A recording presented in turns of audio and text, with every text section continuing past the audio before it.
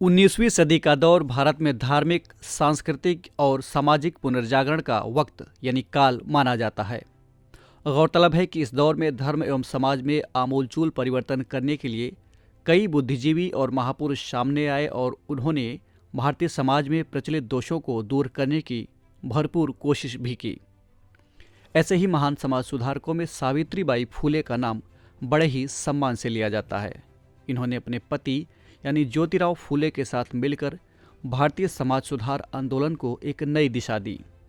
आज इन्हीं की जयंती है। स्वागत है आप सभी का ध्येय टीवी में। अभिवादन स्वीकार कीजिए केसरी पांडे का। और जयंती विशेष के आज के इस एपिसोड में हम बात करेंगे सावित्रीबाई फूले की।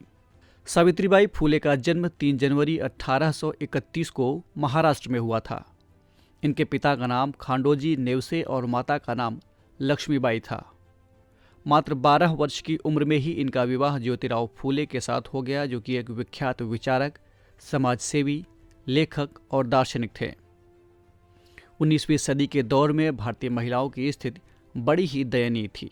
जहां एक ओर महिलाएं पुरुषवादी वर्चस्व की मार झेल रही थी, तो वहीं दूसरी ओर समाज की रूढ़िवादी सोच के चलते वे तरह तरह की यातनाएं और अत्याचार सहने को मजबूर थीं। ऐसे कठिन परिस्थितियों में सावित्रीबाई फूले ने समाज सुधारक बनकर महिलाओं को सामाजिक शोषण से मुक्त कराने और उनके समान शिक्षा और अवसरों के लिए पुरजोर कोशिश की। साल 1848 में महाराष्ट्र के पुणे में देश के सबसे पहले बालिका स्कूल की स्थापना सावित्रीबाई फूले ने ही की थी।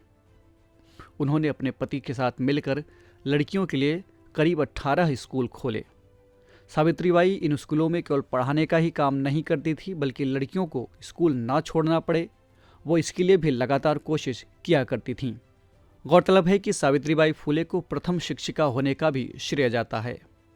बिना पुरोहितों के शादी को बढ़ावा देने और दहेज प्रथा को हतोत्साहित करने के साथ साथ अंतरजातीय विवाह करवाने के लिए उन्होंने अपने पति के साथ मिलकर सत्यशोधक समाज नामक एक संगठन की स्थापना की थी। विधवा महिलाओं को सहारा देने के लिए उन्होंने पुणे में महिला सेवा मंडल की भी स्थापना की थी। इसके अलावा समाज में नई जागृति लाने के लिए एक कवयित्री के रूप में सावित्रीबाई फूले ने 2 काव्य पुस्तकें, जिनका नाम है काव्य फूले और 52 कशी सुबोध रत्नाकर, लिखी थी।